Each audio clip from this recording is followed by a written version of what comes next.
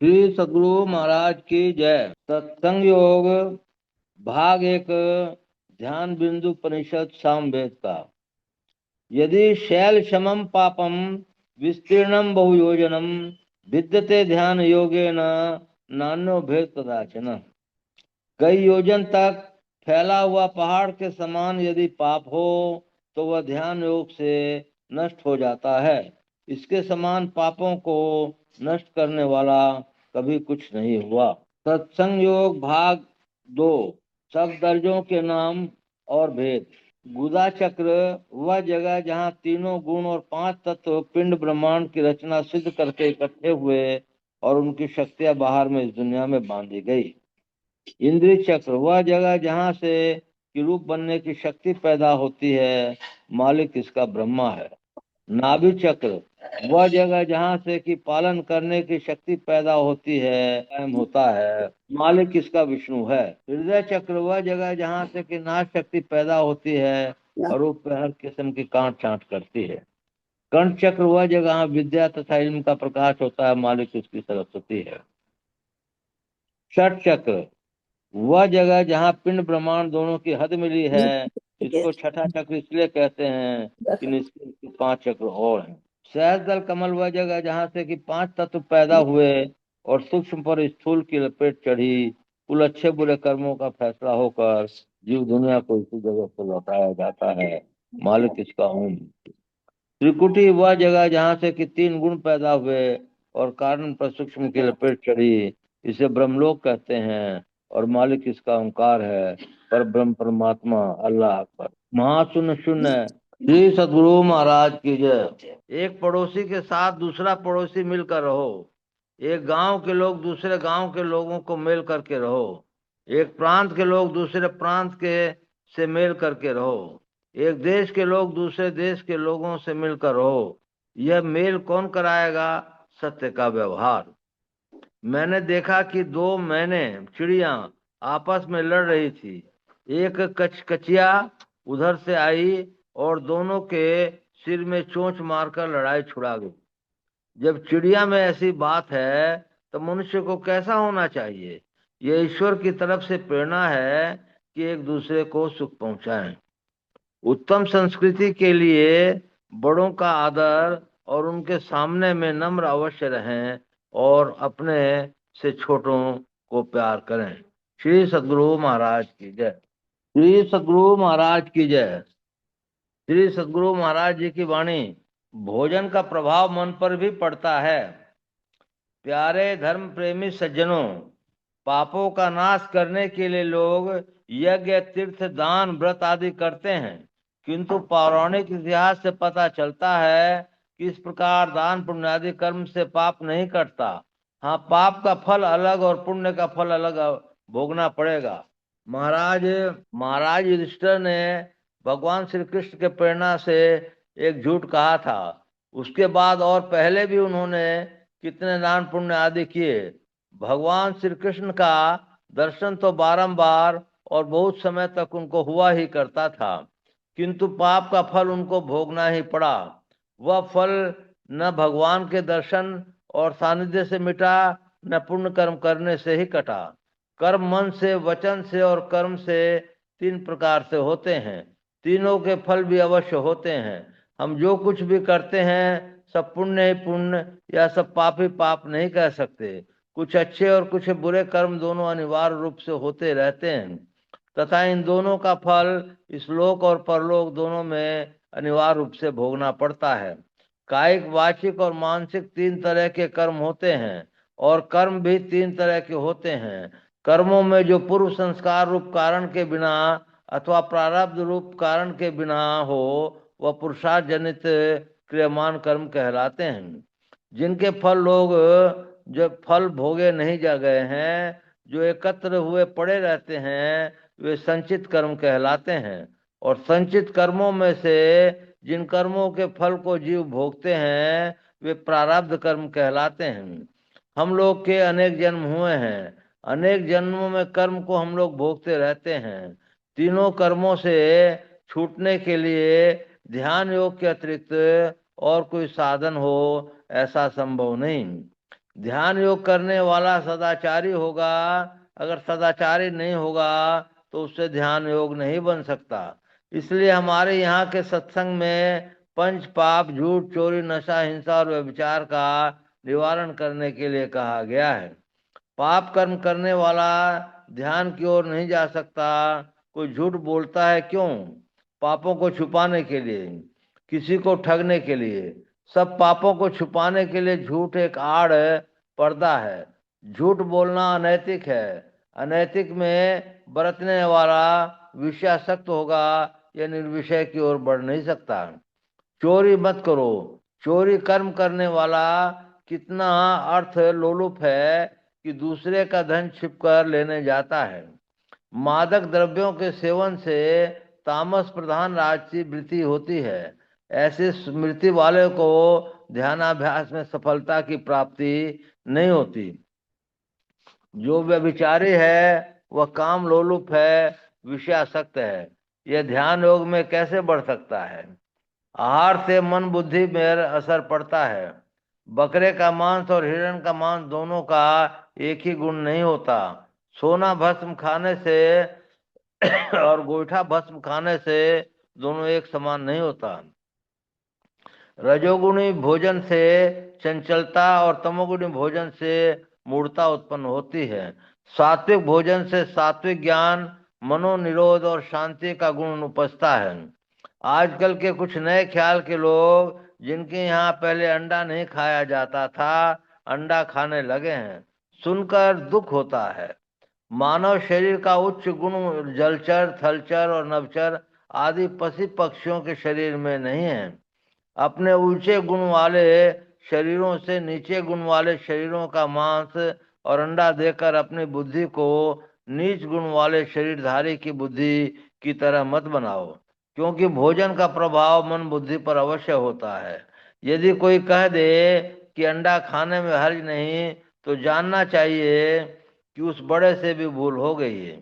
यदि डॉक्टरी ख्याल से दूध और अंडा में एक ही शक्ति है, तो भी राजसी, तामसी और सतोगुण ख्याल से वह भोजन के योग्य नहीं। अमेरिका वाले और अंग्रेज आदि की भी राजनीति थे, और महात्मा गांधी भी राजनीतिज्ञ थे। वे लोग मांस मत्स्यादि खाने वाले थे, और महात्मा जी ये सब नहीं खाते थे। उन लोगों ने दूसरों का खून खराबी करके अपनी सत्ता स्थापित करके सीखा, किंतु महात्मा जी ने बिना खून खराबी के ही अपनी सत्ता स्थापित की। खून खराबी के भोजन से वे लोग, जो विज्ञान में बढ़े हुए थे, दूसरों को मारने के लिए यंत्र बनाया है। आज तक वे ऐसा यंत्र नहीं बना सके कि किसी मरे हुए को जिला दें। भारत में अशोक ने समान बड़ा राज्य किसी का नहीं हुआ। अंग्रेज का भी यहाँ उतना बड़ा राज्य नहीं हुआ। अशोक बिना खून खराबी के शासन करते थे। मांस मछली नहीं खाते थे। हम लोग के भारत का मस्तिष्क कैसा है? देखिए, अशोक ने कलिंग की लड़ाई में बहुत से लोगों को मारा था। उनकी स्त्रियां लड़ने को आई। अशोक ने अपनी तलवार रख दी और कहा, देवियों, तुम जो चाहो करो। किंतु अंग्रेज ने एक झांसी की रानी को मारने के लिए कितनी फौजें भेजी, क्या क्या उपाय किया, और अंत में मार ही दिया। गुरु गोविंद सिंह के पास सिख शत्रुओं की कई स्त्रियों को कैद करके ले गए। इस पर गुरु गोविंद सिंह बहुत बिगड़े और उन सब स्त्रियों को उनके घर वापस करवा दिया, और उन्होंने कहा, यदि शत्रु पाप करे तो हम भी वही करें। भोजन का प्रभाव मन पर पड़ता है, इसलिए संतों ने मत्स्य मांस आदि भोजनों को मना किया। ध्यानाभ्यासी को सदाचारी बनना पड़ता है। सदाचारी पाप कर्म नहीं करता, उससे नया कर्म में पाप नहीं हो सकता। वह संचित कर्म जो है उसको वह भोगता है, किंतु सांसारिक लोगों में जैसे नहीं आए उनको उन कर्मों को भोगने की शक्ति प्राप्त हो जाती है। ध्यानाभ्यासी को समाधि में कोई दुख नहीं होता। शरीर ज्ञान से आने में उसे दुख होता है, परंतु उसकी सहन शक्ति बढ़ा रहने के कारण वह साधारण मनुष्य की भांति दुख से विकल नहीं होता। दिन में गेंद खेलते समय पैर में चोट लगी, स्वप्न में उस चोट का दर्द नहीं है, और सपने में भी गेंद खेलता है। फिर जगने पर चोट का दर्द भी मालूम होता है और गेंद नहीं खेलता है। उसी प्रकार जो समाधि में चला जाता है, इंद्रियों से ऊपर उठ जाता है, कर्म मंडलों को पार कर जाता है, उससे संचित और प्रारब्ध कर्म भी नष्ट हो जाते हैं। इसी तरह जानना चाहिए कि ध्यान योग से पापों का नाश हो जाता है और कर्म पास का क्षय हो जाता है। श्री सद्गुरु महाराज की जय। बोलिए प्रेम से श्री सद्गुरु महाराज की जय। मंगल मूर्ति सतगुरु मिलवे सर्वाधार, मंगलमय मंगल करण विनमो बारंबार। धन्य धन्य सद्गुरु सुखद महिमा कही न जाय, जो कछु कहूँ तुमरी कृपा मोते कछु न बसाय। पुनश्च सब धरती कागज करूं, लेखन सब बन राय, सात समुद्र की मसी करूं, गुरु गुण लिखा न जाए। बोलिए प्रेम से श्री सद्गुरु महाराज की जय। अव्यक्त रूप से विराजमान संत सद्गुरु महर्षि में परमहंस जी महाराज के श्री चरणों में कोटि कोटि नमन, कोटि कोटि नमन। अव्यक्त रूप से विराजमान संत सद्गुरु महर्षि संतसेवी परमहंस जी महाराज के श्री चरणों में कोटि कोटि नमन, कोटि कोटि नमन। उपस्थित अत्यंत भाग्यशाली सदात्माओं, आप सबको सहस्त्र सहस्त्र नमन, सहस्त्र सहस्त्र नमन। अभी हम लोगों ने स्तुति प्रार्थना के बाद सत्संग योग का पाठ किया। सत्संग योग के पाठ करने के बाद गुरु महर्षि संतसेवी परमहंस जी महाराज की वाणी का पाठ किया। तत्पश्चात हम लोगों ने सत्संग सुधा सागर से संत सद्गुरु महर्षि में ही परमहंस जी महाराज का पाठ सुना। हम लोग कितने भाग्यशाली हैं कि हम लोगों को मनुष्य का शरीर मिला, और जब द्रवहि दीन दयाल राघव साधु संगति पाइए, और हम लोग को सत्संग भी मिल रहा है। हम लोगों को जब इस सत्संग योग में यदि शैल समम पापम विस्तीर्णम बहु योजनम विद्यते ध्यान योगे न नान्यो भेद कदाचन, यदि कई योजन तक पहाड़ के समान फैला हुआ पाप हो तो वो भी ध्यान योग से नष्ट हो जाता है। हम लोग लगभग 27 या 28 चारों युग को पार कर चुके हैं और इसमें जो है घूम रहे हैं। अब परम प्रभु सर्वेश्वर ने बहुत असीम अनुकंपा कर करके मनुष्य की देही हम लोग को दी है। मनुष्य की देही एक ऐसी देही है जो ही परम प्रभु सर्वेश्वर को मने प्राप्त कर सकती है, और 84 लाख योनियों में कोई भी देही ऐसी नहीं है जो परम प्रभु सर्वेश्वर को प्राप्त कर सकती है।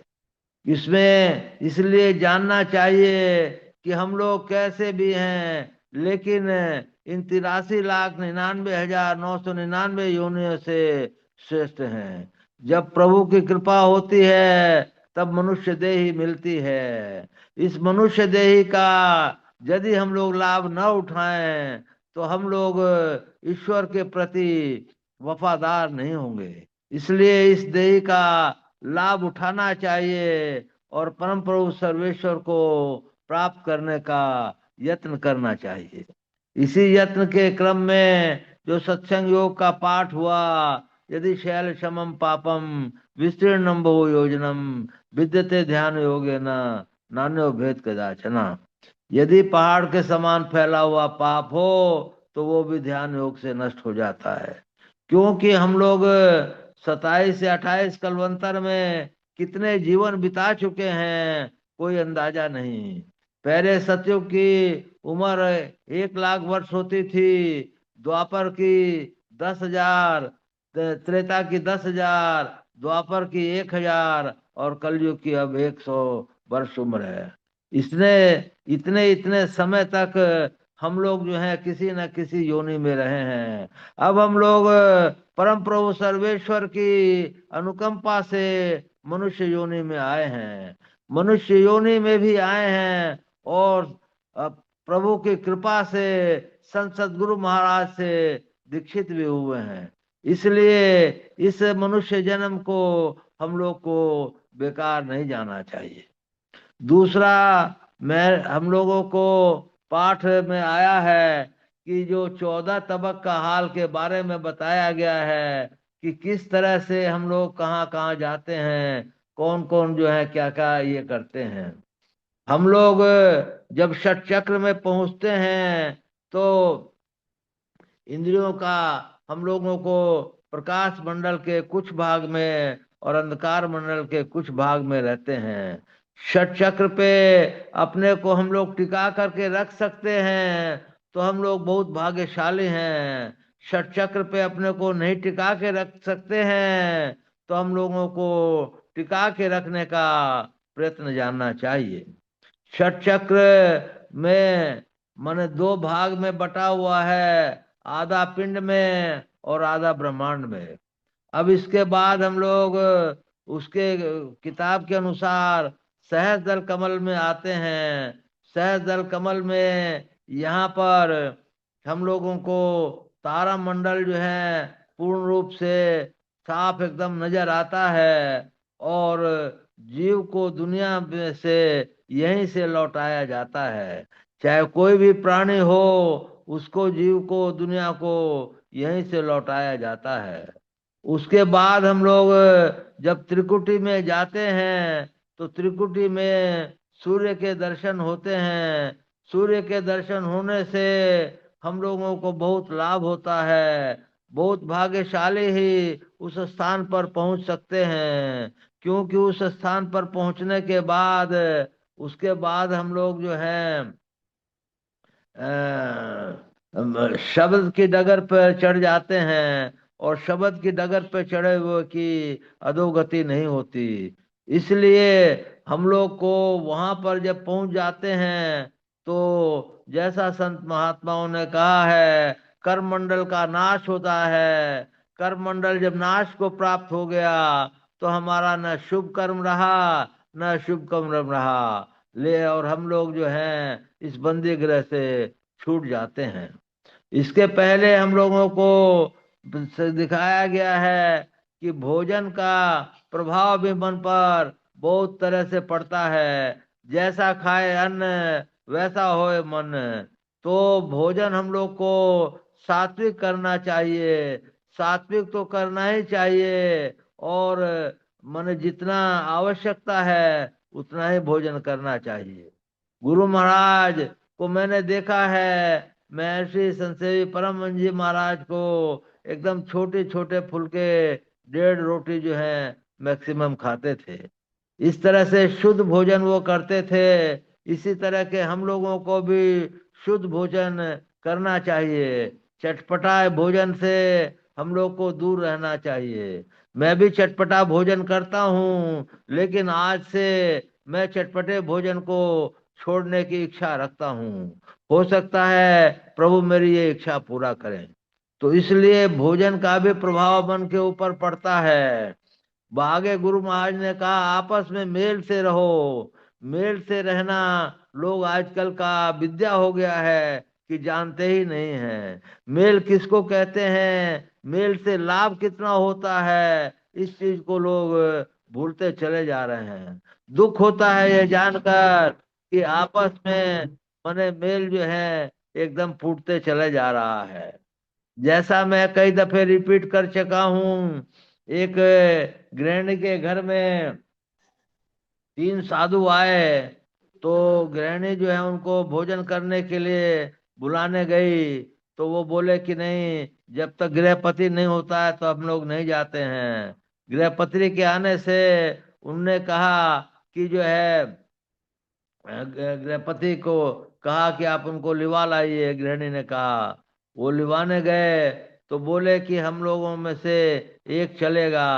उन्होंने परिचय पूछा, बोले कि मैं धन का देवता हूँ, मैं शक्ति का देवता हूँ, और तीसरे ने कहा मैं प्रेम का देवता हूँ। तो वो पत्नी से पूछने गए। पत्नी ने कहा कि धन के देवता को बुला लाइए। पति ने सोचा शक्ति के देवता को बुला लाते हैं, और उनकी बच्ची ने कहा कि नहीं, प्रेम के देवता को बुला लाइए। प्रेम के देवता को वो जो है बुलाने के लिए बोले कि आप लोगों में से जो प्रेम के देवता है वो मेरे साथ चलें। प्रेम के देवता के साथ होने के साथ फिर धन के देवता भी पीछे चल दिए, और शक्ति के देवता भी पीछे चल दिए।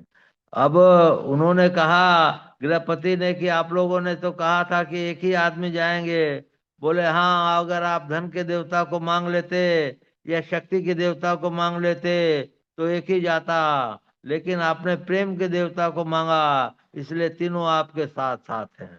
तो प्रेम का कितना बड़ा रहस्य है। जब जो है वो लोग आए तो प्रेम के कारण उन लोग को शक्ति भी मिल गई और धन भी मिल गया। इसी तरह हम लोग सत्संग में यदि जुटे रहें, सत्संग का ध्यान करते रहें, उनका श्वास श्वास में नाम सुमिर लें, को जाने कल की जगत में खबर नहीं पल की। तो इस तरह यदि हम लोग सत्संग में जुटे रहेंगे तो हम लोग जो है कम से कम मनुष्य जन्म के लायक तो हो जाएंगे। आदमी अपना धन दौलत कारोबार ये सब करता है, किस लिए करता है? इसलिए कि उनके बच्चे वो सुख शांति से भोजन आदि का प्रबंध कर सकें। इसके लिए वो दिन रात खटता रहता है, और ध्यान भजन में बहुत से लोग समय नहीं दे पाते हैं। ध्यान भजन भी उससे ज्यादा जरूरी है, और बाह्य काम भी जरूरी है भोजन यापन प्राप्त करने के लिए। अपने परिश्रम से कमाई कर करके भोजन करो, ये गुरु महाराज ने हर एक जगह लिखा है। तो अपने परिश्रम से कमाई करना भी आवश्यक है। समय बांट बांट कर, कुछ समय उसके लिए दिया, कुछ समय उसके लिए दिया, कुछ समय उसके लिए दिया, वो आवश्यक है। हम लोगों को भजन भेद मिला है। हम लोगों के सत्संग योग में चार डगर हैं, चार सीढ़ियां हैं। उन सीढ़ियों को हम लोगों को पार करना है, और तब परम प्रभु सर्वेश्वर से हम लोग मिलते हैं। उन सीढ़ियों में इन्होंने कहा है, मीराबाई ने, गली तो चारों बंद हुई, हर से मिलूं तो कैसे जाए, गली तो चारों बंद हुई, ऊंची नीची राह रपटली, सूरत नहीं ठहरा। मैंने वो बोलती हैं कि ऊंची नीची राह है और सूरत नहीं ठहराती है, और ये चारों गलियां बंद हो गई, मैं हरि से मिलूं तो कैसे मिल लूं। इसको आप लोगों को यथा योग्य मैं पढ़ के सुनाता हूँ। स्थूल भौतिक जगत में सूक्ष्म भौतिक जगत, स्थूल भौतिक जगत से सूक्ष्म भौतिक जगत, जिसमें जुगनू दीपक और चंद्रादि का प्रकाश है, में जाने की पहली गली है।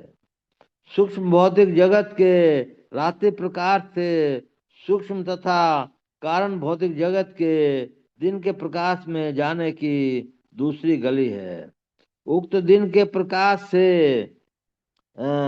महाकारण और चिन्मय जगत अधोभौतिक आत्म ज्योति सह अंतर्नाद में प्रवेश करने की तीसरी गली है, और इस अंतर्नाद से अनाहत ध्वन्यात्मक आदिनाद ग्रहण करने की चौथी गली है। अर्थात चिन्मय पद से अनहद सत्शब्द के द्वारा उस पद को प्राप्त कर ज्योति पद में लीन होने की गली को चौथी गली कहते हैं। इसी तरह हम लोग के सत्संग में आया है, सहज दल कमल में आप पहुंचे, तो सहज दल कमल में पहुंचने की ये पहली गली है। सहज दल कमल में तारों का रंग, तारे वगैरह जो सारा मने रात के तारे वगैरह सब कुछ स्पष्ट दिखाई देते हैं आंख बंद करने से, वो पहली गली हुई। उसी तरह हम लोग दिन के सूर्य को जब देखते हैं अपने अंतरात्मा अंतराकाश में, तो ये जो है दूसरी गली हुई। यहाँ पर सारी विद्याएं एकत्रित हो जाती हैं और आपको सारा कुछ अपने आप पता चलता है। ये दूसरी गली हुई। और इसके बाद जो है अनहदनाद की तीसरी गली हुई। अनहदनाद जो है जिसने प्राप्त कर लिया, वो शब्द की डगर पे चढ़ गया, फिर उसको जो है दूसरी योनियों में नहीं जाना पड़ता है। अनहदनाद के बाद फिर अनाहदनाद की वो चौथी गली हुई। उस चौथी गली में जो चढ़ गया, उसका जो है स्थूल सूक्ष्म कारण महाकारण केवल शरीर में वो प्रवेश कर गया। और केवल शरीर में प्रवेश करने वाले के लिए और कोई उपाय नहीं रहता है। या तो वो भगवान में मिल जाए, मोक्ष प्राप्त कर ले, या वो संत बन करके रह के संसार का भला करे। यही संत मत की चार गलियां हैं। इन्हों को मीराबाई ने भी दोहराया है। तो निष्कर्ष क्या निकला? निष्कर्ष यही निकला कि हम लोग जो हैं 28 बतवंतर से जो घूम रहे हैं संसार में, बंदी गृह में पड़े हुए हैं, उस बंदी गृह को तोड़ने का प्रयत्न करें। उस तोड़ने का प्रयत्न के लिए हम लोग को दिन रात साधन करना पड़ेगा, भजन करना पड़ेगा, गुरु की सेवा करनी पड़ेगी, निश्चल भाव से आपस में प्रेम से रहना पड़ेगा। और इस तरह से धीरे धीरे, ये एक जन्म का काम नहीं है, कई जन्म लगेंगे, लेकिन हम लोग परम प्रभु सर्वेश्वर को प्राप्त करेंगे। तो परम प्रभु सर्वेश्वर को प्राप्त करने का क्या उपाय है? पहला तो ये है कि हम लोग जो दूसरा जन्म लें वो कम से कम मनुष्य जन्म हो, ताकि हमारे अंदर जो गुरु महाराज ने बीज दिया है वो पड़ा रहे। फिर जो है दूसरे जन्म में मनुष्य का जन्म होते गुरु की खोज करें, गुरु हमको मिलेंगे, गुरु महाराज की कृपा रहेगी, गुरु मिलेंगे। तो इस तरह से हम लोग को कुछ जन्मों में हम लोग को ईश्वर की प्राप्ति हो सकती है। लेकिन इसके लिए आपको एकदम सदाचारी, एकदम लोभ रहित, एकदम काम क्रोध रहित, इन अवगुणों से दूर होना पड़ेगा। इस अवगुणों से दूर होने के लिए आपको ध्यानाभ्यास करना पड़ेगा। जितना ध्यानाभ्यास कीजिएगा उतना ही आप काम क्रोध मद लोभ मात्सर्य से दूर होते जाएंगे। और एक ऐसी स्थिति आ जाएगी कि जब आप जो हैं इन चीजों से दूर हो करके मन को जीत लेंगे। भगवान महावीर ने कहा है, यदि लाखों योद्धाओं को मार दिया और एक मन को जीत लिया, तो उस मन को जीतने की कामयाबी लाखों योद्धाओं को मारने से काफी बड़ी है। इसलिए यदि अभी सत्संग योग में भी पहले मैंने पढ़ा था, हजारों अश्वमेघ यज्ञ और सैकड़ों वाजपेयी यज्ञ सुषुम्ना ध्यान योग का 16वां अंश भी नहीं है। सुषुम्ना ध्यान योग से ही आप अंतर में जा सकते हैं, इसके अलावा कोई चारा नहीं है। क्षम विचार संतोष और साधु संग, ये मोक्ष के चार द्वारपाल हैं।